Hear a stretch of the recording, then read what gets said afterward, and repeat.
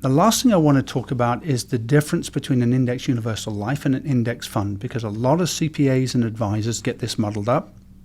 And so if you think about what the index universal life does, takes all your money, shoves it in a bond portfolio, but does not give you the bond return.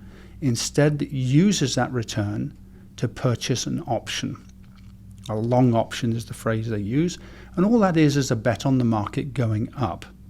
But with an option, what you're measuring is change per year. You're not invested in the market. So you have the principal protection of the bonds. All you're really arguing about is what kind of return you get. So whereas, let's say I invest in the S&P. S&P can go up and down like a yo-yo, as we're seeing. Well, more down than up this year, right? So I think the S&P is down like 20, 21%, 22% this year. What would happen in an IUL is you've limited the range of returns to either a zero every time the market's negative. So let's assume the S&P is negative 20% this year. You have your bonds giving you your principal protection, so you have zero. But what you don't get is any growth. Now, you still have insurance policy costs and all those things coming out. So you might see some decrease, but you're not getting an investment loss. And it's kind of neutral about whether the market's 1% down or 50% down. You just get a zero. It doesn't make any difference to the product.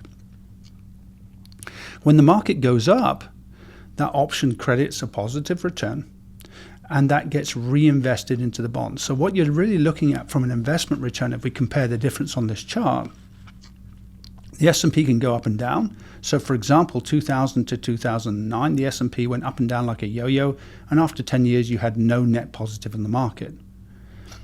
An IUL, by contrast, would have recorded zeros every time the market was negative, gone up when it was positive, locked in that up, and then followed by a zero if the market corrected again. So your return looks more like going up a staircase than it does going up and down like a yo-yo. So very, very different risk profiles. And that's important again, because the life insurance illustration doesn't differentiate risk between something that's highly safe, something that's intermediate, and something that's more risky.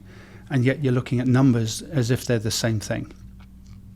And yet outside of life insurance, we would look at treasuries and stock portfolios completely differently, because we understand intuitively there's different risk. It's just not reflected in the same way or explicitly stated in life insurance. So understand that.